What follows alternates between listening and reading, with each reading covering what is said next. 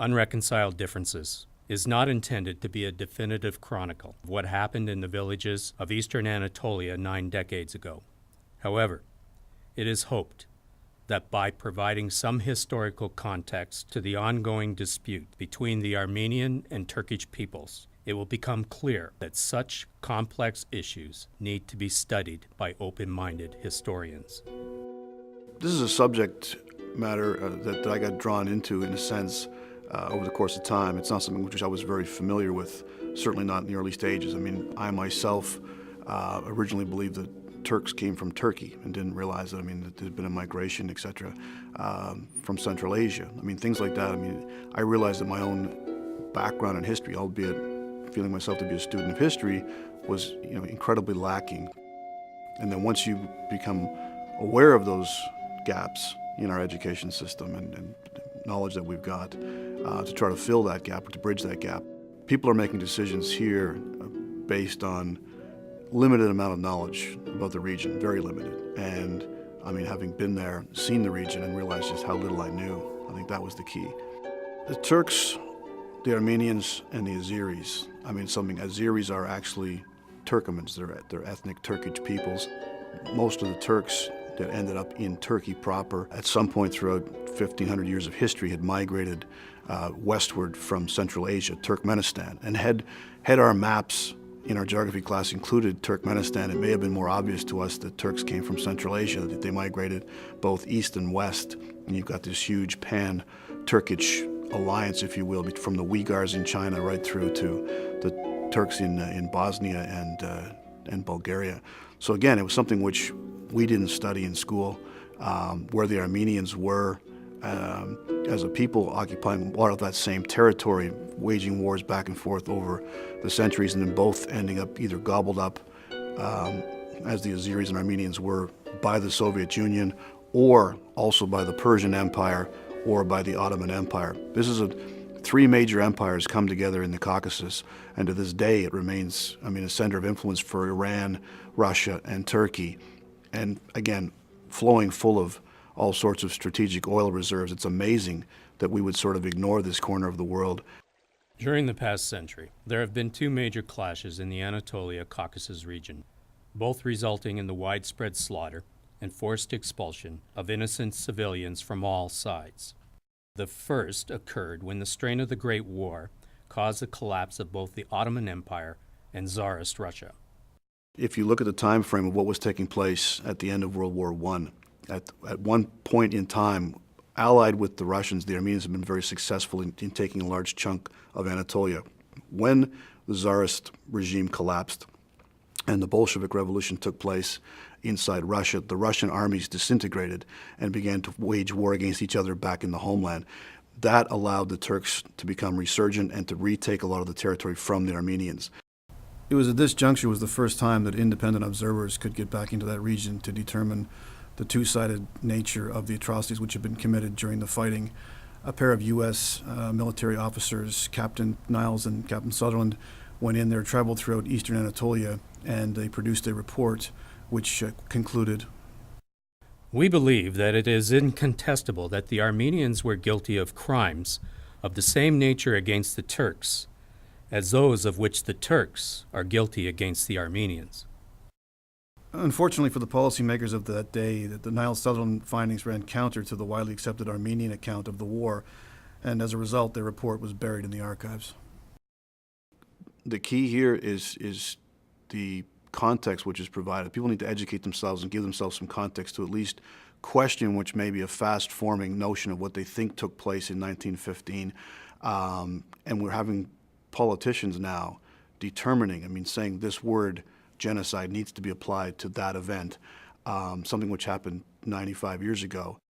Well, people want to apply the word genocide to a lot of things, and there is a sort of strict set of guidelines to determine whether or not genocide label can be affixed from the Geneva Convention. And a lot of countries, in particular Britain, has looked at the events of 1915, the mass deportation of Armenians from the regions of eastern Anatolia, and said that no, what in fact transpired was horrific, it was a tragedy, but it does not constitute using the word genocide to describe it. The government acknowledges the strength of feeling about this terrible episode of history and recognized the massacres of 1915, 1916 as a tragedy. However, neither this government nor previous governments have judged that the evidence is sufficiently equivocal to persuade us that these events should be categorized as genocide as defined by the 1948 Convention on Genocide.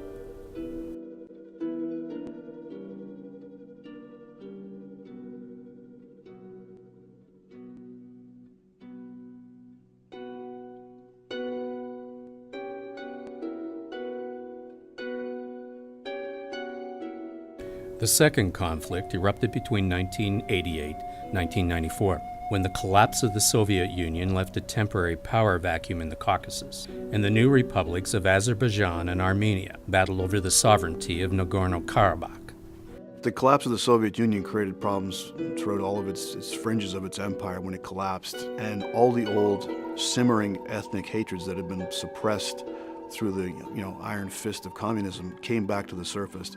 And in that vacuum that you had now, suddenly you've got munitions and weapons galore. I mean, people, there was no control, no law, and these regions that had been disputed territorially for centuries were now reignited.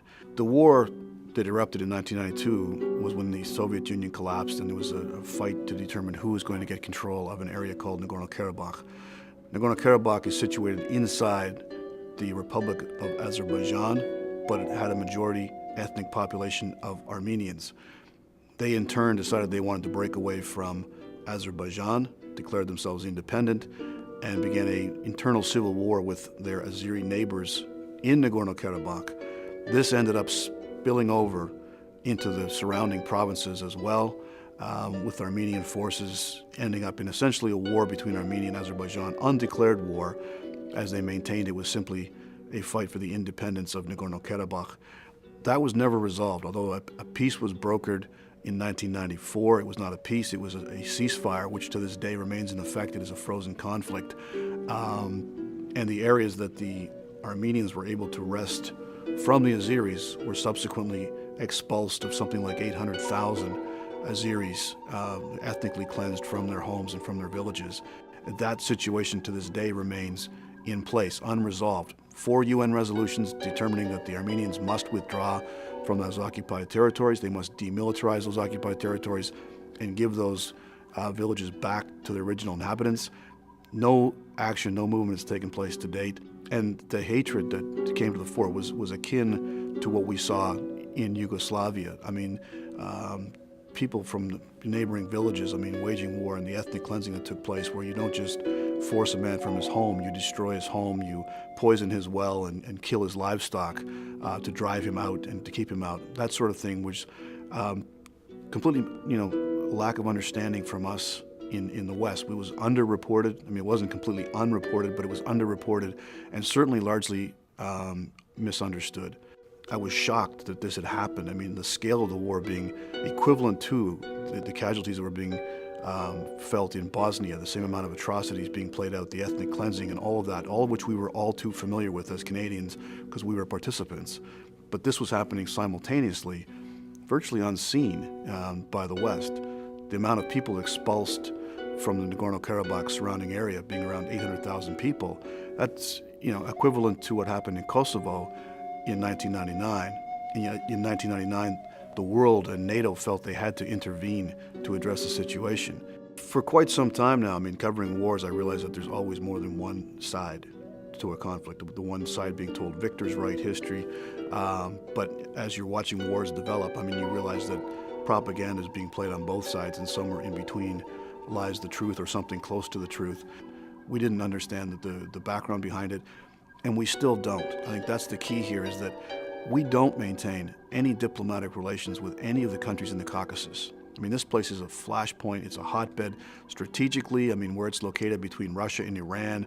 We're talking about the strategic oil reserves of the Caspian Sea, pipelines, all these things happening, and only when something actually flares up like it did in August 2008 between Georgia and Ossetia do people briefly pay attention to the region and then go back to sleep. So it's something which, yes, it's complex, very, very complex to understand. And if we don't have an educational background in terms of geography, we didn't know where it was. In terms of history, we didn't get taught about the region. And now currently, we still have no footprint there in terms of diplomacy or diplomats to cover ongoing events. So again, something which is they, talk about a tree falling in the woods. If a war erupts in the Caucasus, do we really know that it took place?